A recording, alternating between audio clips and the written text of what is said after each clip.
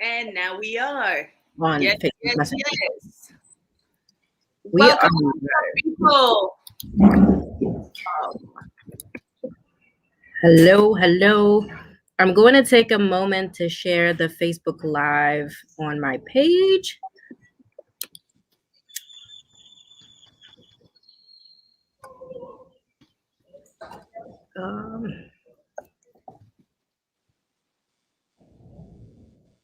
There we go. Share.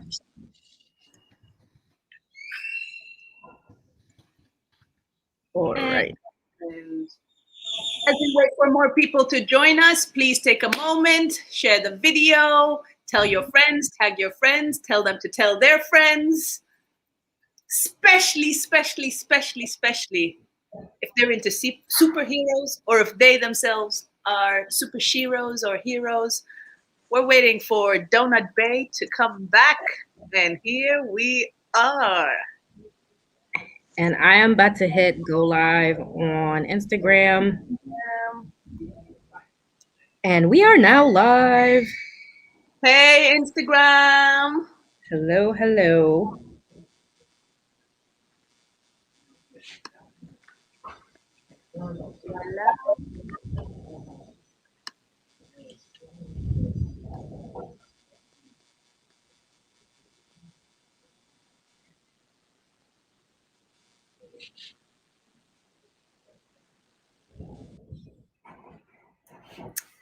All right, we've lost Bill already.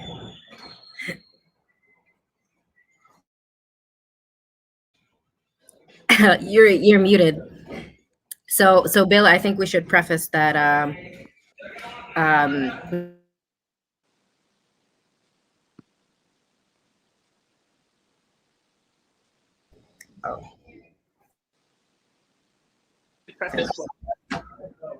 sorry, I was talking on mute.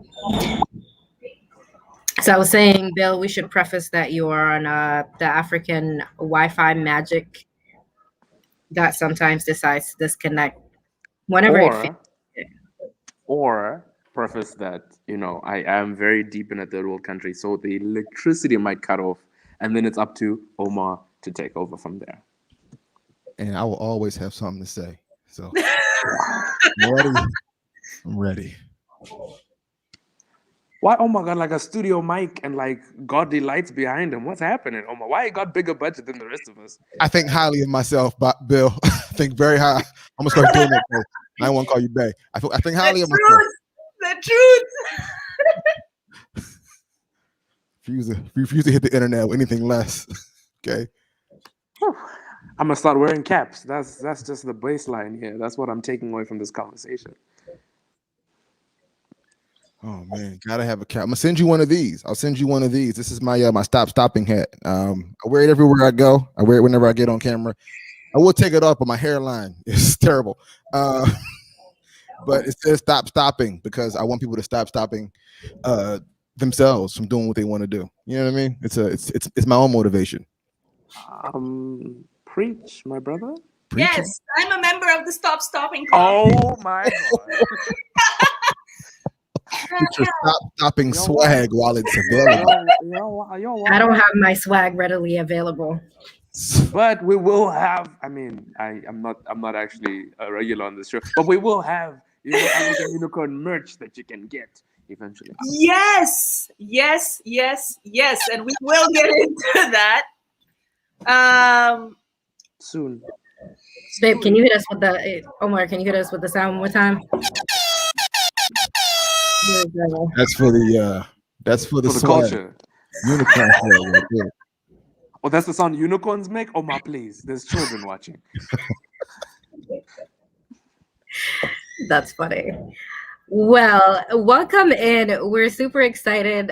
People tuning in are probably like, "What's going on here?" What's happening? We're just being unicorns. We're just being us, kind of welcoming everybody in. Waiting for people to get settled, sharing our live and talking about it. But yeah, we can go ahead and kick it off, Dima. Yes. Let's do it. Welcome. I already got a question where's the link for this live. We can pretty much just go to our page and share it from there, right, Tima? Yes. We're on Facebook, so it's facebook.com/African Unicorns with a K. With a K. Okay. Jinx. All right. So, well, this is part 2 of the conversation. We liked the topic, or we've received very good feedback from everyone that they enjoyed the topic so much that we decided to come back with part 2 with Bill and Mr. Sharif on. So just as a primer, I guess from last week, we talked superheroes, superpowers. What does it mean to have representation? And especially when it comes to we're talking Marvel superheroes, superpowers. What does that look like? What does an African unicorn, or what does an African superhero looks like, right? So we talked about the African comic scene. A lot of people were surprised that the comic industry is pretty vibrant in Africa, and it encompasses so many different superheroes that not only just look African, but also acquire their superhero powers from a lot of African traditions and a lot of folklore that's traditionally native to Africa. So we have Bill here, who's been in the gig doing this kind of work for a really long time, and he's also very funny. And we have Mr. Sharif, who his handle and IG goes by Sharif Think He Funny. So there is some comedy that's gonna be on for today's show. So we're excited to fuse the comic world with some This is a comedy. very serious topic. We're just here. Serious topic. So I'm here for the realness of it. Oh, look at that. Yeah. So Captain South Africa, Bill, what is that all about? Tell us. Such a broad question. But for the sake of time, because I don't actually know how much time we have for this show, I'll keep it succinct so we can take questions and the such. So effectively, Captain South Africa was one of my first comic book ideas. It very much was a copy paste of Captain America when I first wrote him. That was back in 2013. I just wanted an African superhero that I could relate to, but I didn't yet have the internal mechanics to figure out what that actually looked like or sounded like. So I ended up just making this buff black guy in spandex with the South African flag on his chest, which is effectively Captain America, but black, which was wild because at the time, Sam Wilson had just taken the mantle of Captain America from Steve Rogers. So even more so, it just looked like a copy paste of what was happening over at Marvel. And I didn't quite mind because I was like, and no one's going to draw the comparison. I was foolish. And it was only through going through university and interacting with these movements. We had Feast Must Fall. I'm not sure if you actually know about that movement. It's just like anyway, like we can talk about that a bit later. Let me just finish this introduction. Effectively, just through dating a lot of feminists or coming interaction with intersectionality, I realized that my character was kind of just less than one-sided or less than one-dimensional. And I had to reinvent them. And I was like, what am I actually doing? And I think it's a question that a lot of creators have to ask themselves, at least at the beginning or at least towards the middle of their journey, where it's like, what am I putting out into the world? Because if you look at comic books in general, they've been going on for 80 plus years. And any story that you think you can tell has already been told.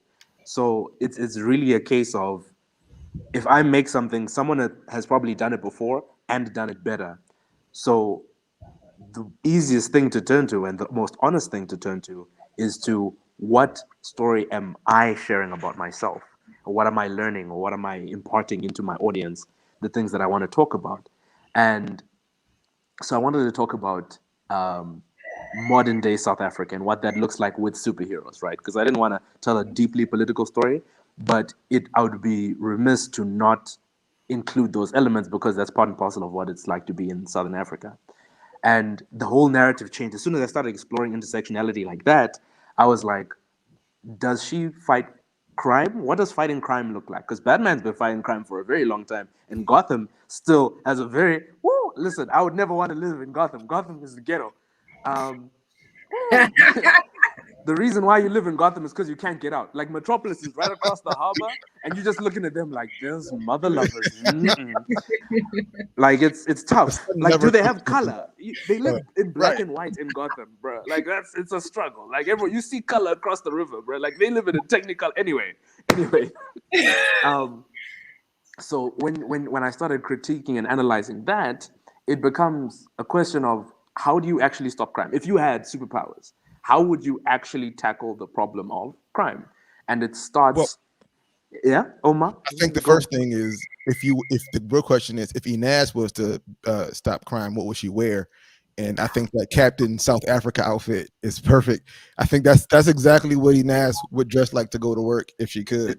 Is that a request? It sounds like a request more than anything. If you could manufacture the goggles, just add a little extra hijab. She can just put like spectacles and then duct tape and then like magic marker like with blue and black. Like she did. No, I want something cute. Like, here's the thing. Why is it that I have to put marker on? Like, I want something glittery. I want something shiny. I want to look good as a superhero.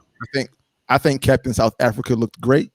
Thank you, Omar. Thank you. As she was. You walked right into that one, Inez. I want something cute. Please. Just keeping it real, Keeping it real? But how do you make a comic book that's political and a comic book but not get too political about it? It's actually a tricky question, and part of that question is how do you not alienate a large section of your audience? Because some people are going to comic books for escapism, right? They're not trying to deal with Black Lives Matter, defund the police, any global issues, what's happening in whatever country you're based in. They really just want to see people punch each other, go on fire, and fly in space. I ain't trying to talk about who just got elected in America. That's none of my business. But that's why I like Donald Trump, because the Space Force had me thinking. We're removing Omar. Omar, come the back. Space Force. The Back to Space us. Force. Omar was comic sinking. book action. He's not in the sunken place yet. He's sinking. Like, we need to pull him out. You can't start a sentence like that. You can't just out here like he can't shoot it from the hip. I love Donald Trump. I'm like, Omar, please. Whoa. See, I said there's children in the. I didn't say I loved him. That's what it sounded like. I didn't say I loved him. That's why I like him. It's a two-step. Like, love, like that's just two conversations. Like, if the Space Force came to fruition, it might have turned to love. That's what I'm saying. It turned into a Netflix show. If anyone has watched that, it's quite hilarious.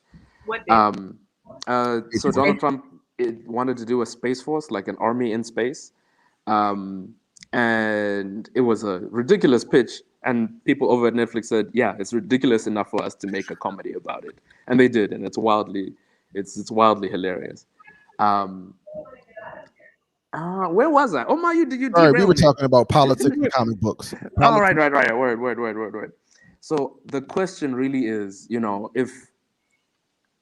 if someone is robbing a shop, right, and they're stealing bread, nappies, and formula, is punching them the solution, right? Is punching them gonna stop crime? And like, you sympathize with, based on the things that they're getting, right? They probably have a child at home, right? And they're not trying to steal to get, more benefits than they actually have. They're trying to survive, right? Because the system has let them down. But if you don't stop them, the shopkeeper, who's also trying to provide for their family, they are at a loss, right? And I mean, that happens a lot when it comes to these xenophobic attacks, especially in Southern Africa, where it's like the community that these small shops are providing for, they are both at ends at a system that has effed them both. But anyway, so the question is, if punching someone doesn't stop crime, how do we deal with this, right? But like, actual crime is just a symptom of bigger problems, like structural inequality, race, and gender, etc., right? Again, back to the intersectionality, and the longer you speak about it, the more like ramble you get into, and it's actually really interesting in text, and the problem is translating these interesting narratives into an action comic, right? Because like we could be like, oh, you know, we read these texts and these books and these passages that really speak to us and our situations that we're in, but it's like, is that entertainment, right?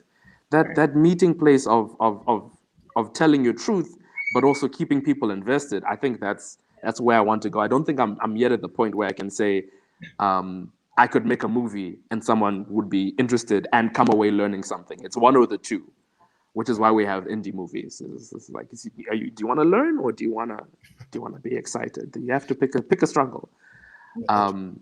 And that's the backbone of the character. Other than that, you know, I wanted her to be a strong Black woman because, again, I did a lot of feminists and I really resonated with the movements that they were a part of, and I learned my feminism through them. And I'm very appreciative about the very difficult conversations that I had to listen. Learning that you're trash is not an easy process. Like you have to accept that, like, these things that you hold. I'm being the most dead ass right now, and y'all like cackling in the background. Y'all wild. No, we're appreciative. We appreciate Appreciate the truth. I'm relating. I'm like, great, brother. Like, sir, like you have to turn to yourself, look in the mirror, and be like, sir, we need to do better. And when the nigga in the mirror says no, you're like, what must happen now? So, yeah, definitely a lot of these conversations are difficult about, you know, about rape culture and talking about, you know, just the patriarchy. And you, like, I mean, as a guy, you have to accept that for a large part of at least your youth, you have been absorbing and participating in toxic narratives and thinking, right? So you may not have said or done anything, but you have come to accept things as norm, even though they affect, you know, a large group of people very negatively. And learning is so difficult and it's so upsetting. And I don't know how much time we have here either, but like writing a female comic, I wonder what that's like as a man writing writing that female story. I know you've dated a lot of feminists, but I can imagine, like I can't imagine like even how to draw that perspective and how to write that and how to keep kind of like all things feminist. Now I know why Omar joined. He came to shade me. That's all he came to do. He's about to pull out. Like his pull-out game so strong, he was like shade and then leave. Hey. It's like, oh, it's my connection. Yeah, it's to answer your question seriously, Omar, it is problematic slightly. It's like writing a romance novel as a guy from a woman's perspective. You read those? Those are trash. Like, you know, like you see the words put together, and it's a hostage situation. It's not a sentence. And it's like, that man did not look himself in the mirror. He did not look himself in the mirror. He did not look himself. He did not pull himself towards himself. Like he failed to do that. He woke up and chose violence, as the kids say. Hi, man. I'm not gonna repeat some of the romance novel that I've read by men trying to be women, but I think a key to making it better, not good, but making it better, is being aware of the standpoints and the narratives that you're trying to choose from, and be honest about the story that you're telling, right? So this story is not my story. I mean, it's made by me, but this story speaks to more than just me, because a lot of self-publishers do self-inserts, right? It's like, oh, I grew up like this. This is the story I want to tell if I had superpowers, right? Like I want to escape into my own book. But again, the fact that I chose, it's actually funny. I'm not South African, right? But I made a Captain South Africa. The story is wholly not about me. It's about things that I've observed, conversations that I've had, and the things that I would like to see in not just a superhero setting, but in the movies, series, TV, games. I mean, do we have games? Yes, we have games. And I think, I don't know if we spoke about it off air or on air last time. Do go watch that video after you're done with this. You just go to the African Unicorns page, African with a K. You're ready to be recruited. Don't Yeah, nice plug. As I was saying, I don't remember if I had said it off air, but basically, because we read, at least from Africa, when we read comics from the States, a lot of the time, like, we're absorbing things that we aren't really translating into our own narratives, right? So when you start writing, or at least when I started writing comics, I had things like, oh, we're going to meet by the docks, right? That's not I'm from a landlocked country. We don't have docks. We don't have like harbors here. That's just. But for me, if I see it in a Spider-Man comic, I see it in a Batman comic, I see it in a Hulk comic, like these things that are like almost not related, they're all interconnected. But you get what I'm saying. If I read this in so many different comics, I think that's just part and parcel of the genre without, deconstructing as to why, right? So to deeper answer your question about writing about a female superhero character set in another country, it's about being very aware of the story that I'm trying to tell, who I'm trying to tell it for, and where that story is being told, right? Because sometimes it is a translation issue. So if I see slang in American comic, I just take that as part and parcel of the narrative, right? But if I write anything that's in a native language, I have to translate that because I assume I'm exporting the content. I always assume that my audience doesn't know any better. And again, it comes to that thing of trying to educate and entertain at the same time. And sometimes it works, sometimes it doesn't, but it's about putting in the effort to make sure that as best as possible, you create content that, is true to what you're trying to say. Preach. That's interesting. So I know we talked a lot about, obviously representation matters, especially in this, in seeing images and seeing these superheroes that have African stories that are very much are drawing from African traditions. Do you feel like, I guess based on your experience now, do you feel like you have to walk a fine line between like sharing your truth, but also at the same time feel like you have to represent positively what an African superhero would look like? Nah, swerve. Dima, you're about you're about to say something? No, I was gonna say, what does that even mean? Like, what does an African superhero look like? That's why we here with Omar. Omar got answers. I got more questions. I want to know what an African. Omar's not African. Shh. Wait a minute. I'm more of a unicorn than an African. He's the African with a K. So the question generally is about representation and telling truth versus just writing a good story, if I'm reading you correctly, before Omar interjects. Yeah. Well, I guess like I'm kind of looking at it also from the perspective of like, for example, Black Panther, and how, Really? No, but bringing back to that conversation, because it obviously from a Western perspective, but hear me out, from a Western perspective, we felt like a lot of people celebrated Black Panther as we're like, finally, there's like representation on the big screen, right? So when it comes to, and it did feel like, trying to pack so much into it, because that's like the first like sort of quote unquote representative Black superhero coming out on the big screen. So I guess for you, I mean, the African context is obviously particular to the African context, but when you are creating these stories and characters in Africa, and amongst amongst your colleagues that in your circle, is there a question or a conversation about representation, or is it kind of more talked about purely from an artistic expression perspective? It is you've touched on something that's so big. I don't even think we have the time, but I will try to rush through it. I think that deserves like a whole other, that's a side conversation. If you want bonus content, head over to the African Unicorn Patreon. The unedited. You're hired, Bill. Yes. Y'all getting paid? Y'all getting paid? This is why I say Omar's not African. Do you see all the fancy stuff he has?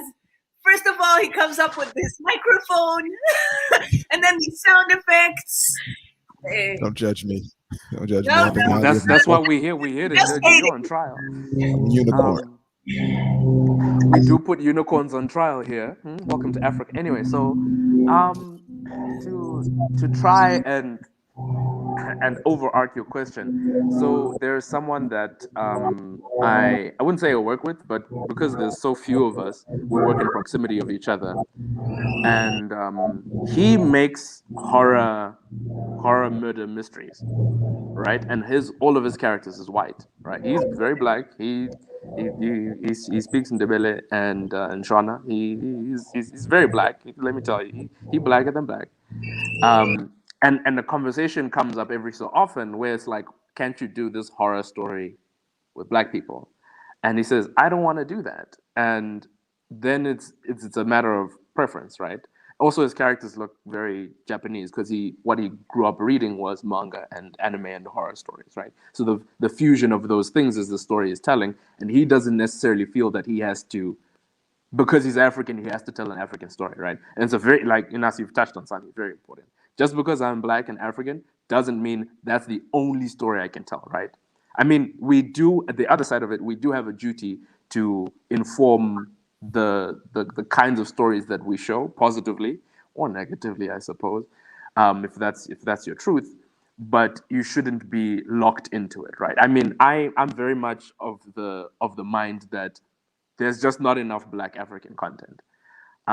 Especially when I think I had sent in one of the links I had sent, a lot of the time when I'm watching TV shows, at least when I was growing up, there's one Black character that represents everybody. Like whether you're a Black woman, whether you're a Black man, that token Black character is who you're allowed to be and act like. And they've usually got like an up fade, like the dude from Recess. Like they just copy pasted that dude across all TV cartoon shows, right? Those are the hairstyles we're allowed to have, and we're supposed to be, ooh, you jive talking, and like that's the blanket narrative, right? And if you identify with anything else, you are othered, right? You talking white, right? And I think that's something that all of us have dealt with, even though we've never been in an interpersonal space. This is part of the Black experience that we absorb this thing because there's just not enough of us out there. So on one half, we don't have to be locked into the fact that we're Black, so that's the only story we can tell, right? So if I don't know if Marvel or DC is like, do you want to write a Superman story or a Black Lantern story?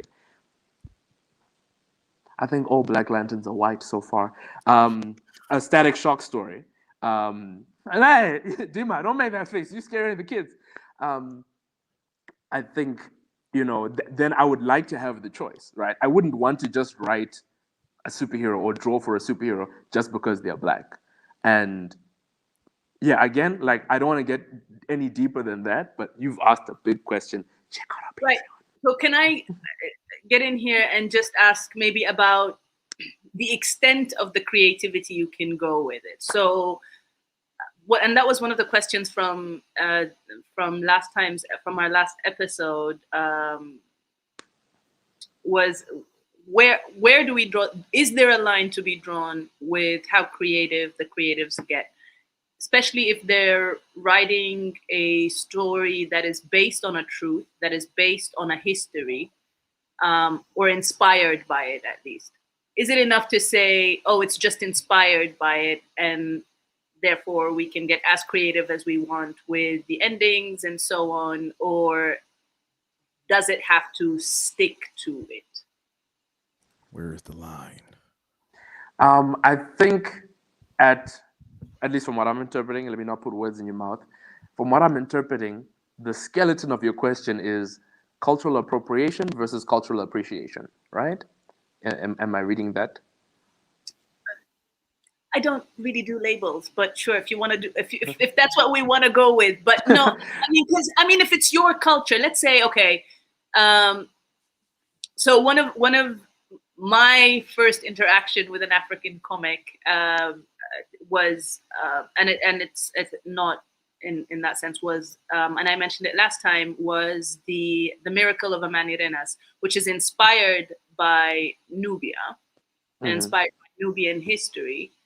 And the creator is a Nubian, but he wanted that creativity to sort of be able to play with the storyline and not either offend Nubians and so on. But would it then be cultural appropriation if it's your culture and you're just presenting it the way you interpret it? or again, where's the line, as Omar said? Yeah. Thank you both for that. I think y'all asking big questions today. You weren't ready. You thought we were just here bringing magic, but we also rant rainbows. I guess rainbows are a form of science. We So poop jelly beans, but it's a different conversation. sir, bring me I haven't those said jelly anything. beans. I haven't said anything in a while, and I said I would always have to say. So there it is. All right. I think it comes back to that intention as to why you're writing it, right? So if you are trying to educate the world about Nubia or whatever culture you're coming from, right? Then I think be as faithful as possible. But if you are writing a fantasy strictly, right? Like you're not trying to educate anyone about your homeland. You're not trying to export the culture. You're already you're already giving it to an audience that's already like part and parcel of the experience, right? So I think an example would be in Japan, they can play around with their mythology, right? Because at a certain point, they're not trying to tell the world about it. People already know about samurais. So if I do a samurai in space or a cyborg samurai or a samurai in the future, yes, you're taking a historical and a cultural aspect of who and what they are, and then you are warping it, right? So if someone's first experience is that they think it's fictional, I think the infantilization of what or how deep the roots of their culture is that band of conversation. But again, like if I'm writing a historical retelling of an event, I want to keep that as faithful as possible. If I'm telling a historical fantasy, that should also be clearly intentional, which is why we have those disclaimers. These events aren't a coincidence in terms of names and locations, right? Just so that when people see it, they don't say Japan has giant robots. I mean, they do now, but you know what I mean. And that speaks more to not story, but publishing. And I was having a conversation with a friend the other day. Like, if you start writing a story, do you write the genres down first and the audience, or do you just start writing the story? Because if you start writing down, oh, I want this to be for kids, from 7 to 12, I want it to be an action fantasy. You've already limited yourself in terms of the stories that you can tell, right? But at the other end of it, if you're, I wouldn't say too free. There's nothing like too free.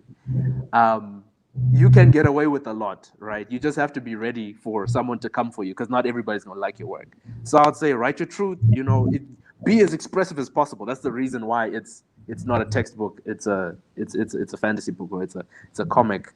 But I think everyone writes differently. Everyone thinks differently about the work that they put onto the world. Some people are just doing it for money, right? Like I'm writing skilled. I want to get paid to write. Other people are like, I want to change the world. Other people I want to say, I want to preserve the world that I've lived in. And whichever of those you pick, or a combination, that's the best for you, whether you're a reader or a writer. I think that is a powerful point, back to the intentions, about the intentions and the point of writing, right? And it's specific and subjective to the writer, to the storyteller that's saying it.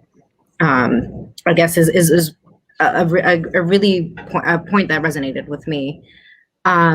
So I think for now, Dima, do you want to do some comments? Do you want to see? No, I mean, I should, but no, I should. But actually, sorry, I want to know about more blessings.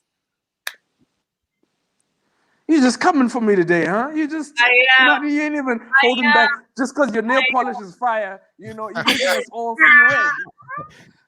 I peeped it. Yeah, no, we all peeped it. Everyone in the comments peeped it. Listen. More blessings. What do you want to know? Like, how much time you got? Well, as you said, if we run out of time, there's always another episode in 2 weeks. There's nothing stopping us from part 3. Y'all really making this a series previously on African Unicorns. Viewer discretion is advised. I mean, we already said you're hired.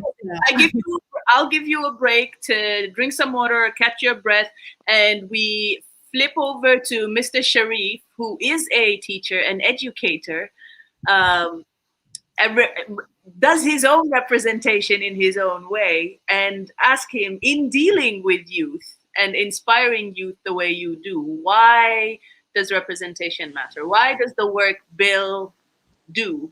Does the magic he bring matter to our future? Oh man. So I think imagination is one of the most powerful tools that kids come with, right? It's one of the first tools they come with. They can't hold their heads up, okay? They can't hold their bowels.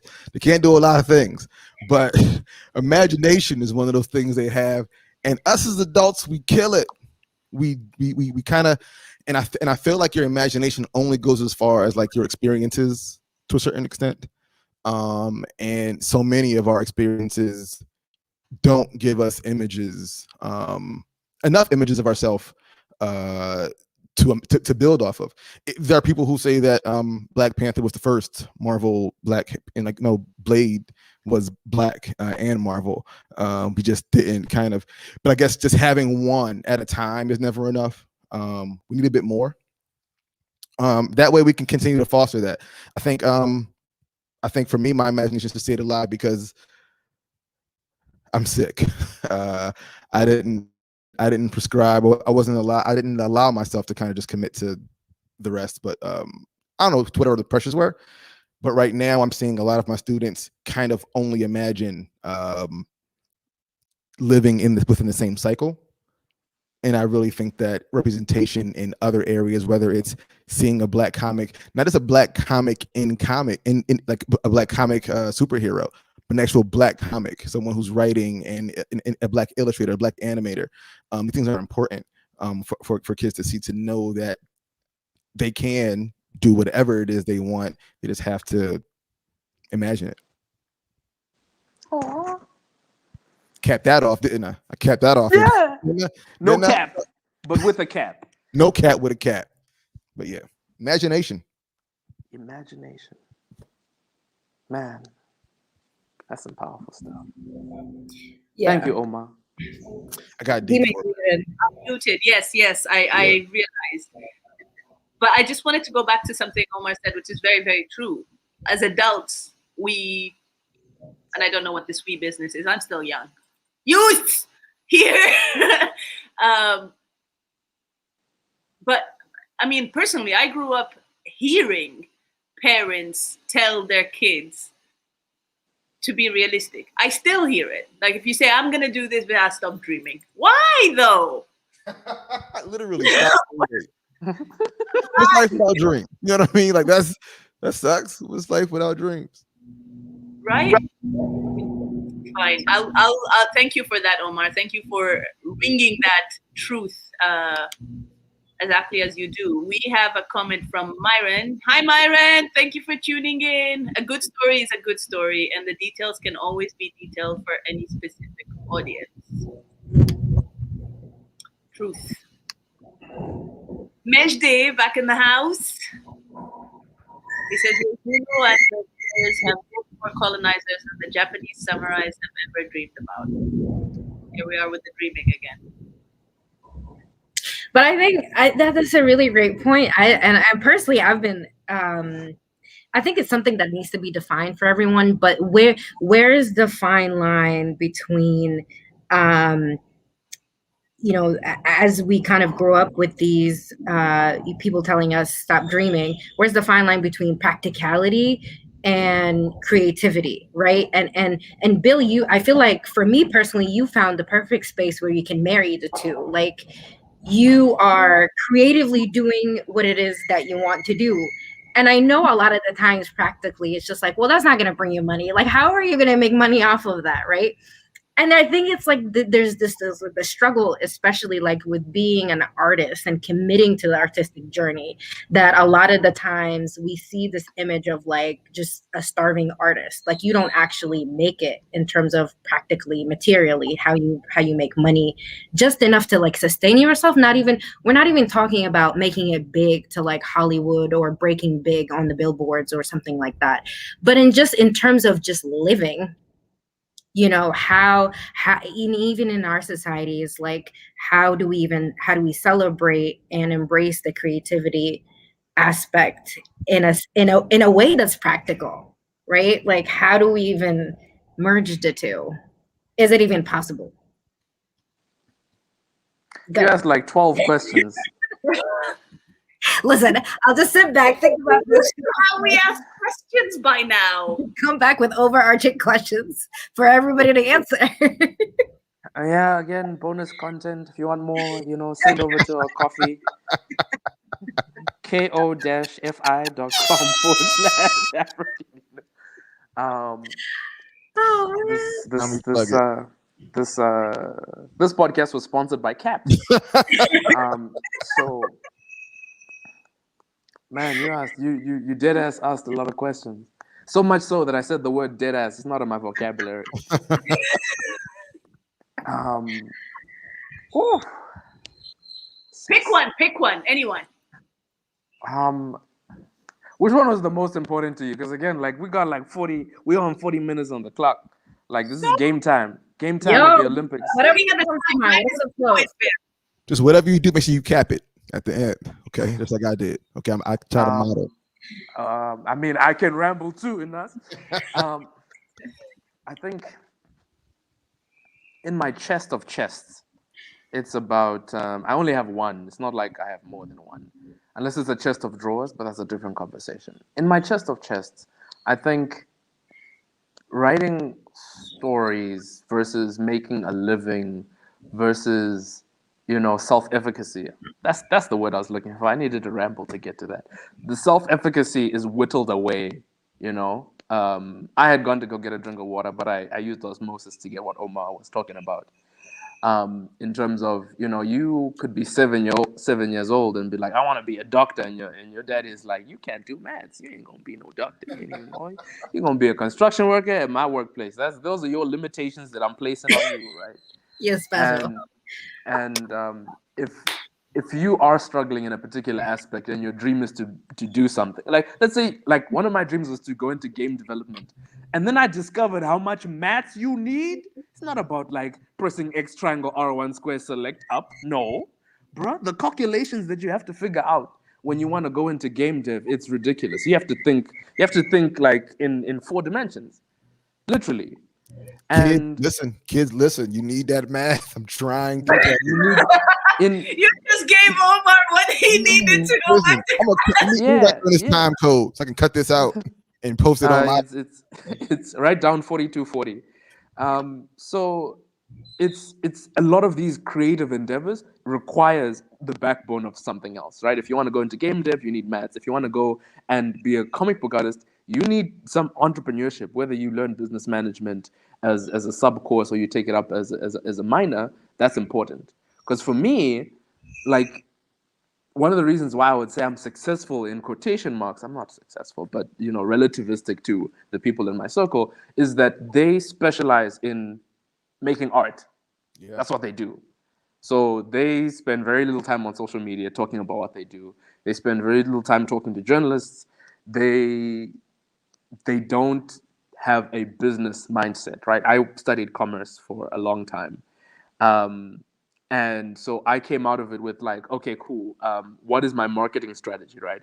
I am not better than these other artists in no way, shape, or form, because they actually went to art school, right? They went to animation school. And you have to find the backbone of sustainability and just keeping yourself afloat, right? You had said that you don't want to make it. I mean, everyone wants to make it big, but just paying rent, groceries, gas, all that stuff. It comes from treating your art like a job, right? You wake up, you're like, I need to talk to clients. I gotta do cold emails, cold calls. I have to go on LinkedIn, make sure my profile's up to date. Set up Google alerts for African comic book artists. So that's how I know about other people, right? Because unless you are looking for it, it won't just end up on your lap. And that is a part of like reverse marketing, because I have to go out and be aware of and use tools to be aware of other people, right? And that's something that no one teaches you when you start off. People are like, What brushes do you use? You know, what paper are you using? What software are you using? I'm like, nah, bro, learn how to do your taxes before you come to start asking me about this art, because you could have trash art and make it big, right? I don't know Seuss. if any Dr. doctor. Seuss. Okay, I ain't gonna. I'm not gonna Listen, shade. He's a doctor. You need to step back. He trash you art. almost He jumped trash. in. Dr. Seuss. Wait a minute. Have any of you seen or heard of One Punch Man? Yeah. Yeah.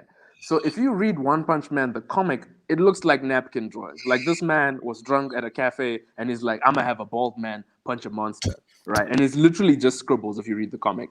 But his idea was marketed so well to a company that supported the idea that it took off, and then eventually got an anime, got successful, got a second season, merchandise, all that jazz, right? So it's not even about being good at the thing you're doing.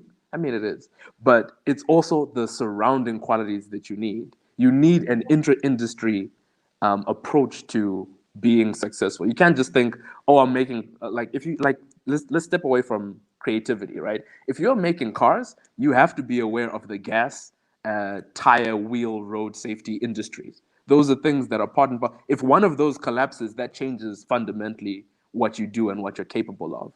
If if you are in I'm trying to think of something basic. If you are in the dial-up internet industry and suddenly Wi-Fi comes up, but you weren't, making yourself aware of technological shifts, trend shifts, right, and just keeping up to date with the technology, then you fall behind, and now you've got all the stock of dial-up modems that still make sound like you're killing a robot, when everybody else is like on 5G. It's like I know I'm being a little silly, but that's the truth. Like your awareness needs to go beyond what you're creating on the page. And it goes back to like, who are you creating it for? Where are you creating it? Because that also speaks to printing and distribution, marketing, advertising, publishing. Who's in the game, who's not in the game? Who are the like there's this diagram that we use in management called Porter's Five Forces, which is basically internal rivalry, bargaining power of suppliers, bargaining power of consumers, threat of substitutes, and then threat of new entrants to the market. Because you could be doing well, and then someone new who's 12, who has baller art skills, can throw you off your game. I could send a link to the Porter's I Five gotta write Forces those thing, down. but I gotta write yeah, those. you gotta write I those missed those. down. I missed those. And those are just some of the tools that I've been using to further my career. Like as an artist, that it's literally one stroke at a time. As an artist, it's literally one stroke at a time. But as a creative, it's really about every day thinking about the business of comics. And I hope that covers at least a majority of what you're asking us. No, I think it does. And I think so and even in my conversations with a lot of content creators and also artists that are trying to make it, especially while we're in the pandemic now, the one thing that came out of this is us being the ease of being virtual, right? There's a lot of content online. And I think one thing that you said is that intra-industry knowledge or experience is huge, right? Because you do have to network and be in touch and kind of be in the know as to like what's happening in the industry in general, as in trends or like patterns, just so you can make yourself relevant. As you're giving the example with the dial-up, internet. As we're advancing, we got to keep up also. But I think in terms of we neglect the people piece, right? We got to keep up with the technology, right? With all of these platforms are being generated, and we have all these opportunities and tools. But also, like from the people piece, like we also have to communicate with in our own network and industry, and know people that are either doing it and kind of get to know their challenges, and if we can take something away from it, that will help us, right? Because you also, Dead ass. Dead ass. Again. Dead ass. Bill, are you self-taught? I'm an artist, or did you study in school? Like I'm sorry. You think I got art money? No, Sorry. I don't. Actually, So my stories, I wouldn't say it's unique, but when I was growing up, I was like, I came to the realization that I wouldn't say good. I was better than my classmates because it's relativistic. I was better than my classmates in drawing, but I didn't know it until my grade 4 teacher, Mrs. Campbell, is like, today we're drawing lions. Can anyone draw a lion? And everyone's like, Bill can. And I'm like, the fuck? y'all never seen a lion? Y'all can't draw? Then I'm like, so I draw. And now I'm like suspicious of everyone looking at my paper. So I sneakily stand up and like go to the bin because I did sharpen my pencil. But I go the long way around, right? And I'm just looking at all of these like horrendous images. Looking like, early word clip art, if anyone remembers that. I'm exposing my age. And I'm like, where are your ancestors? Hey! And I sat down, I was like, I'm good at something, huh? I'm built different. That was the first time I ever thought that. I was like, good God. Good God Almighty. I wasn't ready. I wasn't ready for what I saw. I'm like, I look at Mrs. Campbell. I'm like, this poor woman has to mark this. Are you? She teaches us social studies. Now she must. Anyway. Oh man. So I realized I was good at drawing. Right. I always had a thing for cartoons and comic books, but I didn't realize that it was a skill of mine. But I mean, skill is a development of passion. But anyway. Yeah. So my dad hated the fact that I drew because it's that conversation that Oma was having while I was off screen. In terms of, that's not going to bring you no money. Don't even try have that dream in this house. And he burnt a lot of my drawings. Or he found them and he tore them up in front of me and he said, focus on maths. Wow. And yeah, I made a comic book from scratch. I got several papers of printing paper, stapled them together. I didn't know how a comic was made. I was just a kid, and I'd seen the end product and I didn't know the process. And I was drawing the boxes and the words, and I was having a good time. He found that, burnt it. One time he had a bonfire of all my sketches in the backyard. Yeah, it was warm. That was warm. Insensitive. It's okay. It was a warm bonfire. Let me tell you, it was a cold winter's evening. And I was like, I made this fire. This fire was possible through my sponsorship. You provided for your family. I get it. I got that paper. Well, technically, I didn't have the paper anymore, but you get the point. I had that paper. So I was very yeah. So can I also ask? You said you also studied commerce. Where'd you study? I'm sorry. I'm sorry. I didn't want to cut you off, but I also want to make sure as you tell this, I also want to know how you got into commerce. You said you studied commerce for a while, also. I'll include that in the narrative, sir. If you must wait, you go to the back of the line. You wilding out. So yeah, no, I was very heavily traumatized. I know I'm giggling. I was very heavily traumatized by those events, and I drew less and less and less and less. And actually, so I don't know about y'all school system, right? I assume SATs and the stuff I've seen on TV is real. But no, because y'all lie about a lot of stuff. How y'all have nuclear weapons but you still send checks? Please pick a struggle. So anyway, now I need y'all to focus. Hey, come back. So I think the audience the moment. Yes, please. Now I lost my train of thought. Come on, Omar, do better. Sorry, your dad was burning things. It was a bonfire. Yeah, okay, word. I remember the trauma. How could I forget? So, I don't know what school systems y'all have, right? So y'all have SATs, I assume. For those of us who were colonized by the British, we have O level, A level, IGCSE, GSE, right? So you do hey Diva. So we go grade 1 to 7, and then we switch Form 1 to 6, right? So because I think y'all just keep going for some reason. You just think it's normal. Y'all split it up into 3 parts. It's like, what's happening? It's the same school. I never knew what middle school was on TV. I was like, y'all just built different. Yeah, so for us it's junior school and then senior school, right? Like normal people. And in the first 2 years of why are you dying? Why are you dying at this? Yo, just keep going. In the first 2 years, so grade 8, grade 9, Form 1, Form 2, you pretty much do in every subject, right? You in high school, they're making you do every science, every kind of subject, like you're doing maths, English, geo, history, so on and so on, right? And then at the end of those two forms or grades, they say pick your electives, right? We don't call them electives here, but I'm doing this for the ease of translation. And they give you this form, right? And you're allowed to pick 5 subjects, right? So you have to do English language, you have to do English literature because colonization, and you have to do maths. And the other 5 subjects are up to you based on the availability of the classes. And so I was like, this is my opportunity, right? I'm going to do, French. I'm going to do all these other subjects, but I'm definitely going to pick art. This is my chance to pick art. I really want to further myself. When I was doodling and stuff, I always used a pencil or a pen. And I never got to learn color theory or painting or anything beyond, doodling and comics and cartoons. And I signed up for art. And then I go there on the first day. It was a Tuesday because the schedule doesn't allow for every subject on every day.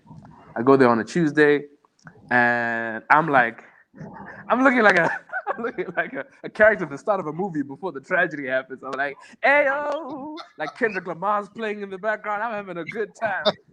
All my life, I want money and power. And then the art teacher's like, "No. You aren't signed up for art. You signed up for economics." I'm like, "The fuck?" It's like, yeah, your parents called the school and have had you removed from the class. Oh, shoot. Phil, join the club. Listen. Hello, darkness, my old friend. Like at the time, I didn't know what the words dead ass were, but I'm sure I felt it. I'm sure I felt dead ass in my heart. No cap. And he capped it with no cap, ladies and gentlemen. Ladies and gentlemen. Look, y'all seen Pokemon? Y'all seen Pokemon? Like when Ash is about to wild out, he flips his cap backwards and he's like, "Oh my god!" That's how I felt, and I was like, "Now I gotta go to this economics class." And I get there, and I'm already behind because economics. There's no introduction to economics. It's economics. Like we're doing microeconomics now on the first day, and there's a test. I'm like, how? Man, I hate economics. Man, I hate economics. So you were thrown into that one. I was thrown under the bus, an economic bus, where price meets demand. Trash. Man, that was a great story, Bill. That was very. Sorry. That's only part 1. That's only part 1. We can't afford no commercials. So to answer your question, Omar, skip forward a few years. We can't afford commercials. Why are you acting like we take breaks here? Like that's some privilege. Like you take your cap and get out of here. We wear dukes and chitenges here anyway. So skip forward a few years. I'm obviously studying economics, accounting, maths as my A-level subjects. I'm not smart. Don't think that for a second. And then I go. Obviously, with these 3 subjects, I get accepted into university in South Africa. And that's how we circle back into me writing about camp in South Africa. I didn't just decide, the ancestors just divined upon me, you must write about South African when. No, like I'm from Zimbabwe and I went to study university in South Africa. That makes sense. Yeah, it definitely does make sense. That's the origin story. We hope it makes sense. Otherwise, Origin it's bad story. writing. It's bad writing, God. And so, yeah, so commerce was wild. I always used to make the joke that I signed up for the wrong thing. I thought it was B-comics. And everyone used to laugh at that. And I was like, yeah, it's hilarious. Just cry on the inside. So yeah, I continued to study microeconomics, management, financial, strategic, etc. That's why I know about these Porter's 5 forces and things. So as much as I hated every second of those things, those form part and parcel of my success. I don't think I would be where I am without the knowledge that I acquired in those subjects. Yes, Omar, you've got 2 questions. 2 things. Just one is, do you have any superheroes whose origin story starts with their parent killing their dreams? And two, the moral of your story is our parents killing, as long as we hold on to our dreams, whatever part our parents kill might actually help our dream. Because that's the wrong message. That's the wrong message. That was the wrong message. No. Mute That was the best- Omar. That's the best I got. Hashtag mute Omar. No, that is not the moral of this story. Have you never Tell me watched your Double Dragons? Tell You know, me when they're your done moral. fighting, when they're Tell done fighting on the Double Dragons TV show, they say, and the moral of the story, that's for you, Omar, because you didn't get the message. You're just watching people beat each other up for Yeah, 20 yeah. minute. I wasn't smart. I wasn't good at school either. But So it's okay. But you did you watch Double Dragons? Did you? Otherwise, this joke is a moot point. I don't know. You don't? Did you watch G.I. Joe? Yes. And knowing is half the battle. Thank Knowing you. is half the battle. Cool. That's the thing. Like we shoot each other, and then afterwards we talk about our feelings. So the takeaway here is that I could have gone to have a desk job, but that is not my calling. That is not where I would find success. That is not where I would be happy, right? A lot of the time you find people say, and I think Dima has a similar story where it's like, you know, I'm doing this for my parents and I accept that this is beneficial, but it's not what I want to do. So when I finish it, that's when I'm going to pursue, you know, my passion, right? And you can do it in tandem, right? I could be a comic book artist, and I don't want to say an accountant because that sounds vague, but I could be working in some type of, you know, business sector, not Bitcoin. Just to clear that up for the record, if anyone was thinking that. I'm sure no one was thinking that, but I just wanted to put that on the table. Bitcoin is wilding right now. Anyway, you can do your dream and your work in tandem, right? It requires a level of self-discipline where, like, I have to manage my time. You have to be so self-disciplined to ride your hustle to its maximum, but also, you know, put food on your table to the maximum. And when your parents are killing your dreams, I'm not saying it's justified, but if you view it from their perspective, when they're dead, right, which is an eventuality, your parents aren't immortal, they want you to be able to survive in this world. They from their experience, right, they weren't allowed to have these dreams. They want you to survive in this world. The reason why, you know, as Black parents, they want you to be a doctor, you know, accountant, so on, so, you know, the 4 or 5 professions that I'm talking about. I can see you all triggered deep in your minds. They want you to have food on your table when they're gone. When they can no longer provide for you, you must be able to provide for yourself. The struggling artist narrative is there because it's very hard to have a stable job, right? I could get gigs, right? And the gig economy was not a thing when they were growing up, right? You could not go online and be like, I'm going to teach English to some Chinese kid, you know, and earn like $50 an hour. That was, if you said that sentence to someone like 10 years ago, let alone 50 years ago, that sentence is nonsense, right? The advent of the internet and just the change of where we are as a people has to also accommodate for the change in the world. I think it was Anas who was talking about the world we live in now in terms of lockdown and this. If I say the V word, will we get demonetized? So I'm not going to say it. That thing that's killing people, because I'm trying to protect our sponsors. A lot of people have switched to freelancing, or they've switched to Zoom calls, and they've switched to this idea that you can run a business away from being from the business, right? And even though the technology was there, it wasn't put into practice in such a global scale. So even if you said, I want to run an online business if your kid said to you, I want to run an online business to you, you'd be like, no, get a stable job, bro. Like, that's not sustainable. Like, yeah, you could make some money, but there's no certainty. There's no dental, you know? Teaching English online doesn't give you dental. You got dental? Omar, you got dental? I got dental. Okay, you flexing. You flexing on us with them dentures. I think highly of myself, Bill. I told you that when I logged on to this live. Okay, I think highly of me. Wait. So I don't know how to make that a succinct tweet, but that's the takeaway. Like that whole 4 pages is the takeaway. Captain Sudan coming next. Yes, actually, there was a request from Mejdi to have Captain Kandaka. Although Kandaka's a title on her own, so maybe he just needs to have a comic called Kandaka.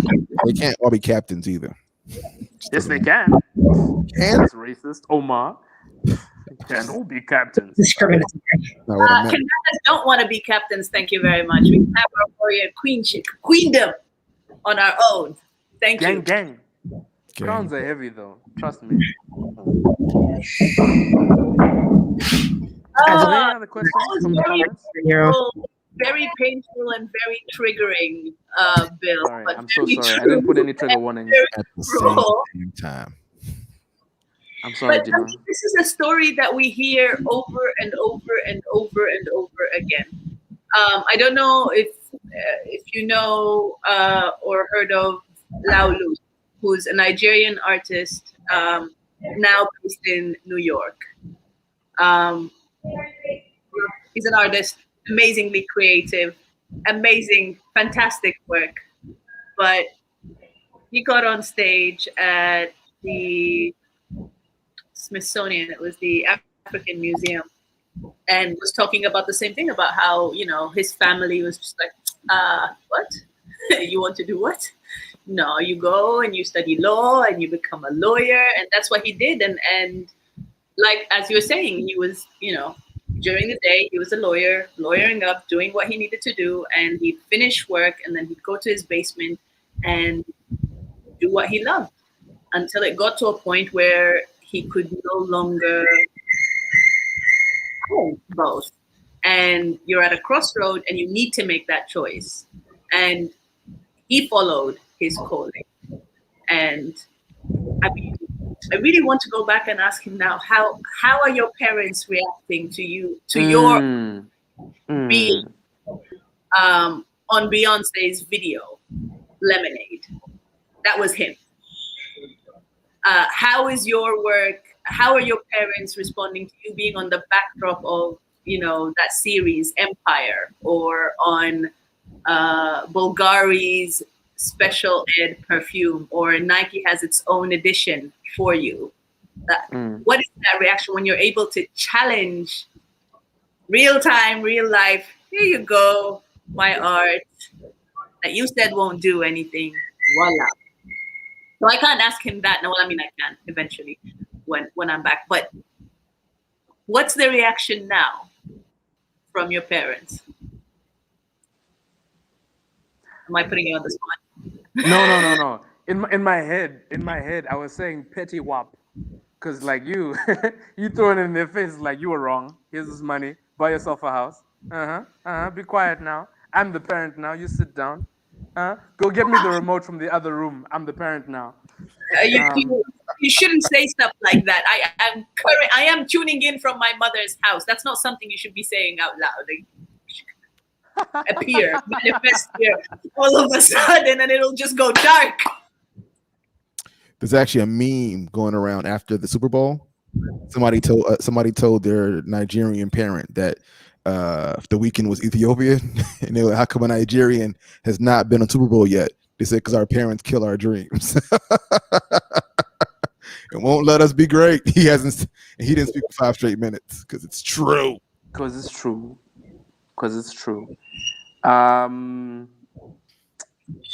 Yeah, I mean, I can only give you half an answer, Dima. So tragically, my father passed away in 2013 while I was still at university. So he never saw me get successful at all. So he just assumes I'm whack in heaven.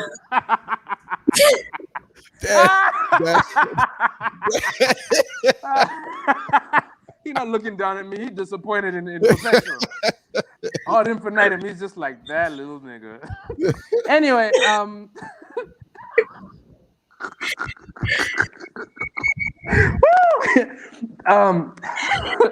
Oh man. The other half of it is that my mother is super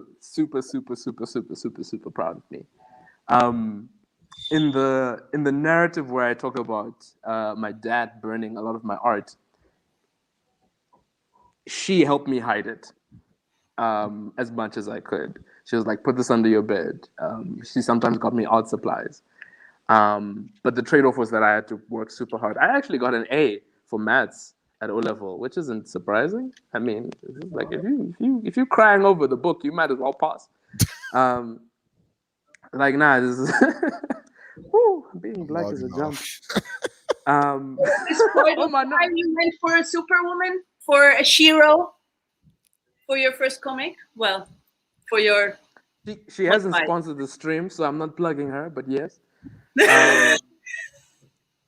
No, I love my mother. She's one of my biggest sponsors. When I came out of uni, and I decided I want to do this full time. Actually, hang on. Before people think I have a commerce degree, I got hospitalized and then came back home. So I needed to figure out my life because I was like, I'm unqualified and I'm broke. I'm basically 9. Like you see, 9 year olds, all they do is like eat and sleep. Like I can't do that. I'm a grown man at this point, and I gotta pay bills.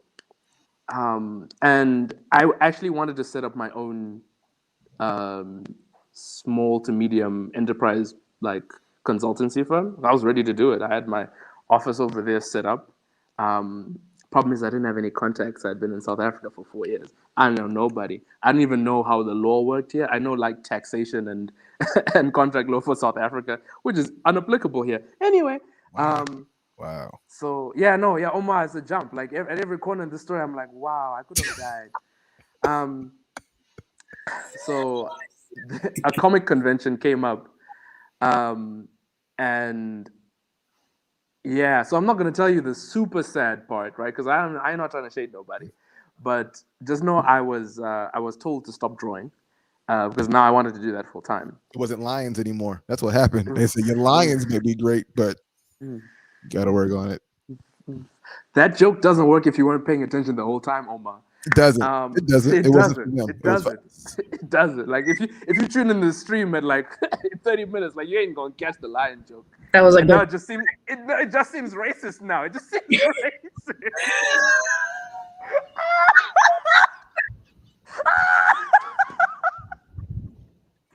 Okay.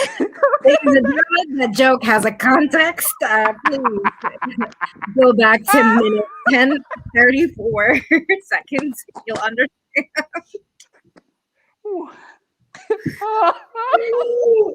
Bill, Just you're rewatch right. the episode. Rewatch the whole episode. Yes, we watched the episode. Ooh. Yeah. Okay. Serious now. You were so told I to was- stop drawing. Go ahead. Sorry. I was told to stop drawing by some industry professionals, and I was broken. I was like, this is my dream. But yeah, I was now at a different crossroads. I was like, I'm good at this thing, but I'm not good enough, right? So like, let's say like you at high school basketball, right, and you're good, but no one's coming to scout you. Like you're just better than the other players. You're not like exceptional. You're not good enough to go into a different league and get paid professional. That was my immediate fear, and I was like, I don't know if I can invest in this dream. And oh, by the way, we broke. So like the amount of money I'm gonna say next, like don't be surprised. Don't be like, Bill, that's a bit wild.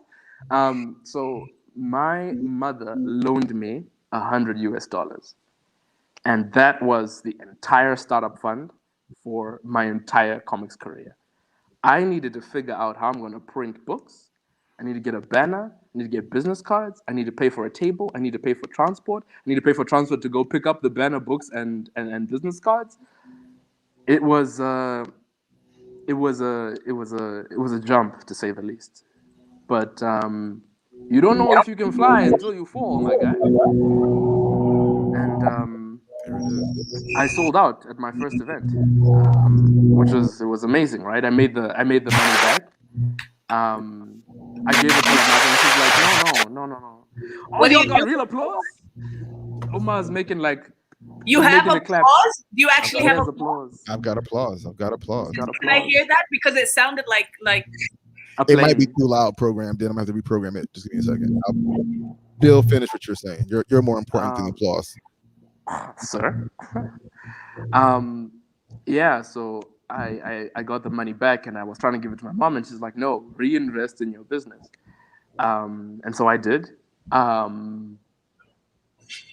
Eventually I got enough money to start buying, different kinds of equipment that I needed for drawing. I wasn't digitally drawing yet. I was using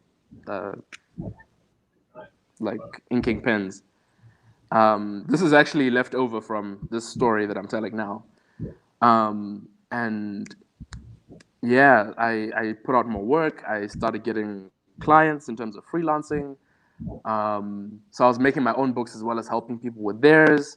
And going back to that marketing thing, you can compartmentalize the comic book process, right? So you can say, oh, I make comic books, but it's not just that, right? I consult, edit, write, do layouts, do storyboards, inking, coloring, lettering, etc, right? And I can give those out as serviceable skills.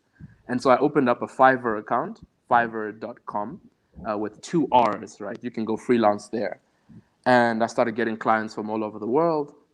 I've shut down that account because now I'm working particularly on my comics, but it's still up there as an archive. And yeah, definitely learning through, because I can make comics all I want, right? Because I'm the editor and say, oh, this looks good to me. It's good enough. It's going to print. But if you're working for someone else, they're like, correct this, correct this, correct this, correct this. And I think that's a very important process. As much as you want to be creative for yourself, you need to one of 2 things. You need to be able to take instruction, and you also need to be able to work with other people. I mean, which is why group work in class, Omar, group work. Yeah. There he's bringing it back. He's bringing it back. It's super important. And if you work on a comic book with people who are differently passionate, the comic book falls apart. Like if I say I want to be one of the best comic book creators on the continent, and someone else is like, I'm doing this as a hobby. Like you are just not gonna meet each other on the same page, quite literally. And I've been in that space before where I've worked with people who just, this is the last thing on their to-do list. And I'm like, you have to account for the fact that people have real lives, right? They are paying the bills, they've got families, they've got this, that. So then it's also about choosing your partners, right? Not just in marriage, kids. You need to choose your business, your work partners very carefully. And I asked on my Instagram the other week, I was like, do you guys as creatives have CVs? And a lot of people said no. Like we don't have CVs. We have portfolios, which is a completely different thing. But it's like, how can I see your track record? Because all I can see is that you're really good at art. I can't see, whom you've been working with. I can't ask for references. I can't check in with people without you knowing, right? That's the reason why CVs exist, right? I can verify or invalidate a lot of this information via external sources. Which is partly why I curate. If you go to my website, billmasuku.com, there's a page called Press, where it's all external links for interviews and talks, where it's not me saying, I'm great, here's my art. It's other people asking me questions. I'm going to put this on my website as well, to validate that we are having conversations. And it's not that I know what I'm talking about, but I have this trail of experience, right? And that's like, it's okay. Be whack at art. Have a trail of experience. So I can say, you do well working in teams, I want to work with you. You getting better is just a consequence of us working harder. Mm-hmm. And I completely forget what the question is, and I'm rambling. Like, I love what you said. Let me get in here for a sec, because I love what you said, because you said something that's, I think, very practical that can be, I think it can be used by everyone, because as you look at yourself, even if you're not doing something creatively, you're not an artist, even if you have a desk job, we are so much more than the skills that we've acquired in these jobs. Like you said, I'm not just a comic illustrator. Like I'm also, I can do inking, I can do letters, I can do so many things in my space, and I can essentially pick these skills and now start monetizing them, right? Like I have my creative artistic thing that I do, which is comic writing or illustrating or storytelling, right? But there's also all these other skills that I have that are not necessarily like my passion or something that I want to put out as work, but it's how I can, going back to the question of creativity versus practicality, I can essentially be practical with these skills and put them to use and start, creating these profiles to attract clients and help them and sort of mentor them in these aspects. So I think that was really great. That's a great takeaway. And I think a lot of the times we don't reinvent ourselves or essentially present ourselves in those aspects. So there are a lot of skills that we can also start using or making money off of those skills.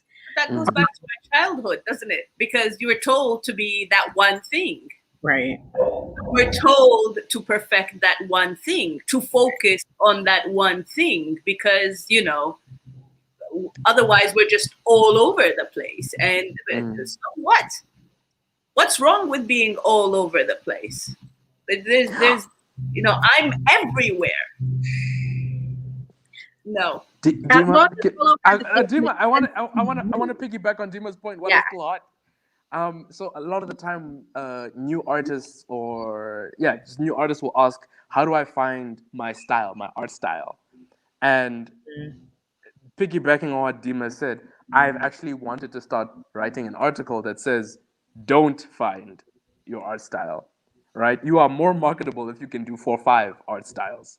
Like, yeah, sure, find your creative voice, but, you know, draw children's books, right? Because a lot of like children's book market, let me tell you, this is popping off. They got money. Like people with kids got money. Not really, but you get the point, right? So learn how to work in 4 or 5 different styles, Right. and, you know, be multidimensional, be multifaceted, be more than what you are given, right? You know, take a seed, make fruits, make more seeds. That sounds like propaganda, so I'm gonna stop now. We have an offer for you. How much money? How awesome for a comic book. Take my money. How much money, sir? No, we can talk about it. Like, if you put out a number, we can discuss. We're like, this will be an important thing to discuss figures, because sometimes people approach me and they'll be like, here's my budget, and I'm like, that's just not feasible for me to produce a comic, right? Because if you're not in the industry, you don't know the costs, you don't know, like, you know, the finances. You come in thinking this is a lot of money, but it's not, right? Some people charge per hour, some people charge per page, some people charge per book. Some people charge for consultation before we even start working. Before we even start working on the content, right? It's like, oh, I have this idea. I'm gonna stop you right there. Here's my email address. Book a consultation session, right? Don't start pitching me half-baked ideas. I don't wanna hear about it. Some people are like that, right? I might push into that this year, because a lot of people would approach me, and it's a little draining where I come with 100% of the energy, and I must now develop your idea more so than you have, right? And whether or not it comes to life is a different story. Whether it not, like if we could make the idea, I could make it in Photoshop, but then it's like printing and distribution. I'm in Zim, you're in the States, assumedly. Like, this is not going to work. This is not feasible, right? So I would like to talk numbers. If they would like to throw out a number, if any of you would like to throw out a number, and we could just, like, I mean, I don't know how much time we got left. Like, y'all being suspicious about this time. We're well over time. We're like 22. Oh, then, like, we can. Okay, so that's the end of this session then. Like, Omar really laying back. He wants. We have Mejdi saying Omar's clapping sounded like some drive-by in Compton. I've never been to Compton. So Neither have I. I can't confirm or deny where I got. Oh my God! I'll confirm or deny again. Do we have time for this to unpack Omar's? Do you have time to unpack Omar's story? Is the question, or do we need to come back? We can come back for part 3. I know you didn't just write that. That's offensive. Nope. I'm not even going to put that number up there. Nope. I want to see the number. I can't see. I'm on the back end. I'm interested. I want to see this number. Nope. We're about to shame this man in front of the whole world. You know what? I'm shaming this man without putting this number. Mejdi! Really? I mean, okay, just so people understand, please don't take offense. Please, I will find him and I will show him his mistake. And I'll update my sounds. $10. Go ahead, Phil. You take it. I don't know what is bucks a unit of measure. Maybe that's like Bitcoin, and like that's a lot of money for all I know. Like, you know, here Lobola, you know, paying for bride price, you know, you got like 12 cows, you rich. So if $10 means what I think it means, then turn up. Let's do it. No. But if you mean $10, no, sir. Please respect everyone on this panel, and God, like, because you clearly don't at the moment. Oh man, Bill, this has been amazing. We're definitely way beyond time, but you're hired, so you can come back whenever. So I want to Are you talk. gonna pay me $10? I think. I think talking. No, I don't have $10. I bought all this equipment. What you think? We think I got Okay, money. fair. Okay, fair. Okay, Majdi says that's twice the price of a manga book. And this is why I wanted to have this conversation. The cost of a book and the cost of producing the book are two different things. When you go see a movie, and it's how much is a movie ticket for any of you? I haven't been to the movies. That doesn't matter. $12. Right. Do you think it took $12 to make the movie? That's the narrative here. No, it's 200 mil to make Black Panther for reference, but the ticket price was $12. Still because, $12. I mean, I wouldn't say it's still $12 because of inflation, but that's the ideation where people who don't make content come in and say, this is the amount. I'm not paying any more than this. You know what?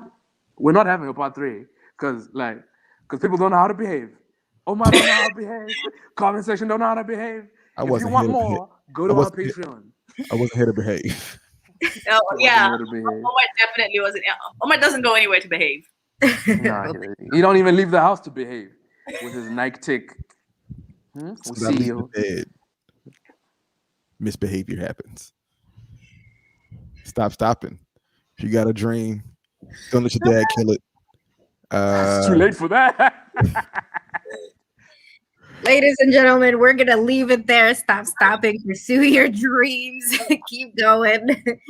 I think we've had we had a lot of wisdom shared here, to be honest. And I think it's going to take a while to go back through this video and kind of extract all the gems and nuggets that we've dropped here. So thank you, Bill. Got chicken nuggets? No worries. It was a pleasure. Dima, thank you for inviting me. Inas, thank you for moderating a lot of these questions. Omar? I'll have you know it was Inas who found you. Yes. Oh, you creeping my pages, Inas? I mean, I don't mind, but Omar right there. I don't know what she does. I have no idea what she does. I have some research skills on her tech tools. She does. She does. Which is why this is why she so aptly put that question, about and re-emphasized the point that we're more than just one thing.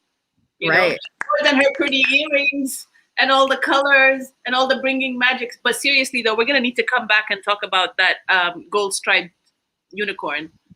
I want like glitter. Can I get glitter on my superhero? What is your obsession with glitter, man? Because I just want to be fabulous and sparkly. Listen, I haven't got an answer to that question.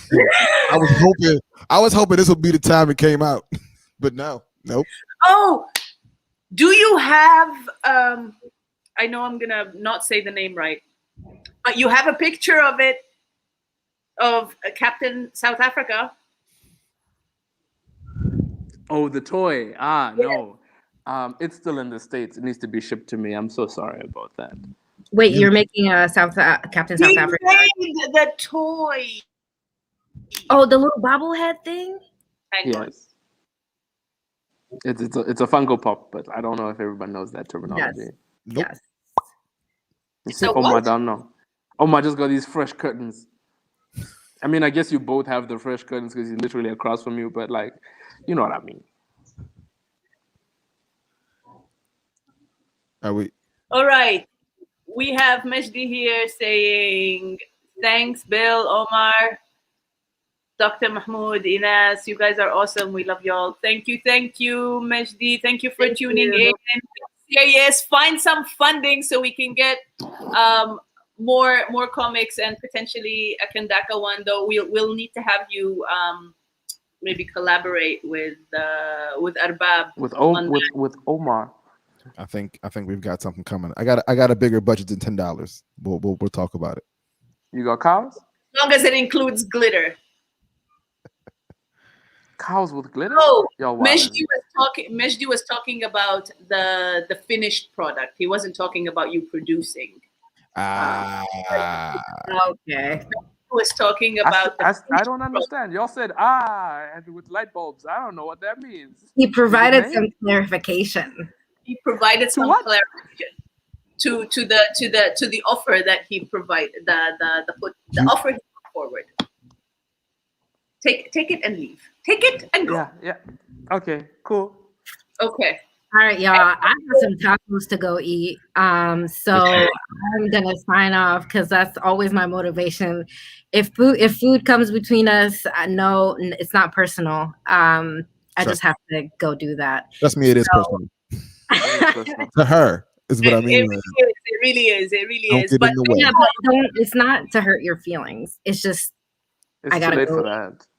I mean, that's I already my- hurt his feelings when you said you needed to be something cute in reference to Captain South Africa. I think I love Oh, it. I'm crying on the Listen, inside. I am game for it. Like Captain South Africa solves this crime through non-violent means. Okay, I'm all about that shit. Like 100%. I'll But take you it. said she ain't cute. But you basically No, said, yeah, she's no. right, I though, never but, said she ain't cute. I those said, heels with that waist? That's what you said.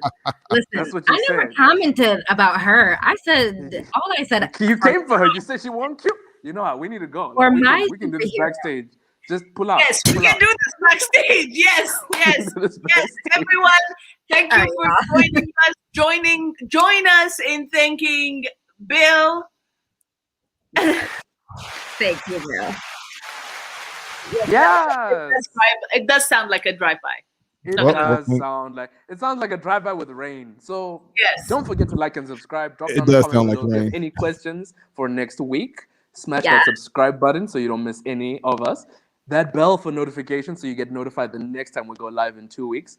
You don't know what we're going to talk about, but it's going to be so exciting. We're going to have a host of things to talk about. We're going to set up a Patreon so you can sponsor us and get some bonus content, some behind the scenes. We're going to go behind the scenes and talk about some extra stuff. If you want access to that, we'll make that available to you as and when that happens. So stay tuned. Wow, he is ready. He is ready. And ladies and gentlemen, that's how you win an interview. Thank you. Indeed.